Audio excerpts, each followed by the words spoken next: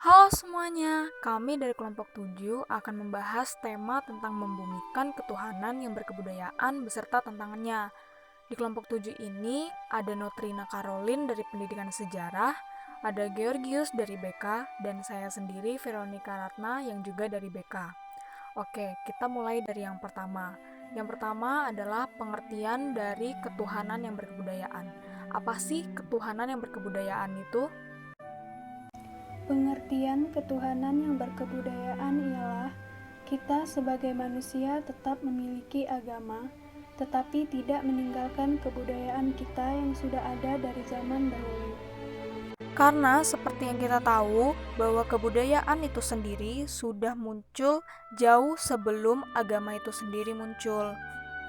Berikut ini adalah contoh nilai-nilai ketuhanan, yaitu saling menghormati pemeluk agama lain, memiliki toleransi antar umat beragama, tidak memaksakan kehendak antar umat beragama, tidak mencemooh atau mengejek kepercayaan orang lain, dan percaya akan adanya Tuhan yang Maha Esa, serta menjalankan perintah dan menjauhi larangannya sesuai dengan kepercayaan masing-masing.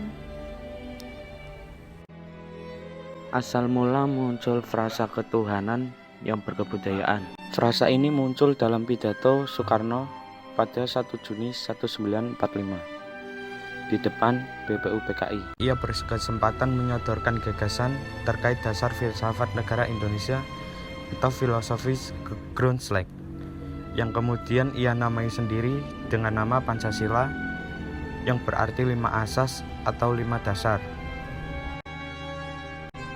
Soekarno menyarankan Indonesia merdeka harus berdasar prinsip ketuhanan, yakni bukan saja bangsa Indonesia yang bertuhan, namun masing-masing warga Indonesia hendaknya bertuhan menurut kepercayaan Tuhannya sendiri. Jika berdasarkan sejarah, terdapat cerita bahwa konsep ketuhanan yang dikemukakan oleh Soekarno terinspirasi dari pergaulannya dengan banyak ulama. Dalam perkembangannya, rumusan sila pertama dalam Pancasila pernah akan menggunakan rumusan Piagam Jakarta.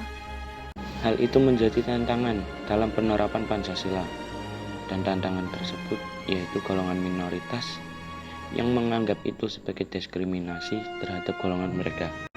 Isu kontroversial sehubungan dengan RUU HIP tentang tafsir terhadap frase ketuhanan yang berkebudayaan, ada pihak yang dinilai salah menafsirkan tentang frase tersebut.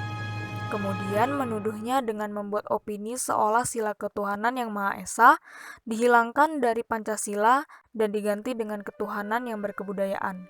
Dan ini dijadikan senjata untuk memecah belah bangsa.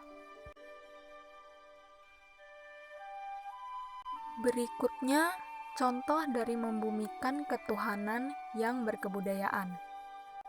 Upacara adat kesultanan tetapi tidak meninggalkan keislamannya.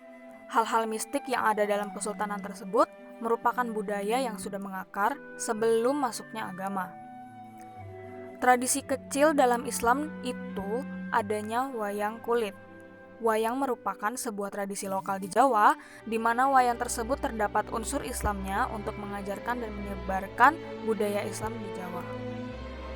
Contoh dari ketuhanan yang berkebudayaan itu, gimana kita sebagai orang yang beragama dan memiliki budaya sebisa mungkin untuk saling menghargai agama dan kebudayaan yang berbeda.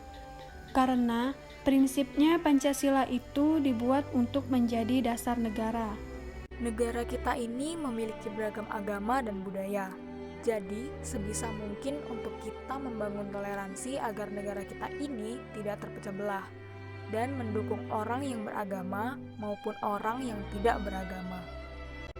Maka, kesimpulan dari kelompok kami adalah kita sebagai warga Indonesia berhak dan tetap memiliki agama apapun, asalkan tidak meninggalkan kebudayaan yang sudah ada sejak dulu, bahkan sebelum agama itu sendiri muncul. Agama itu sendiri tersebar karena berkat adanya budaya. Maka dari itu, kita harus memiliki sikap persatuan dan saling menghargai, yang dimana Insinyur Soekarno mengemukakan prinsip dasar negara yang kelima, yaitu ketuhanan yang berkebudayaan atau tetap memilih dan memiliki agama yang dipercayai dan tidak meninggalkan kebudayaannya, dan juga saling menghormati antar umat beragama maupun yang tidak beragama. Terima kasih teman-teman yang udah mau nonton video ini. Semoga menambah ilmu dan pengetahuan teman-teman semua ya. Salam dari kelompok 7.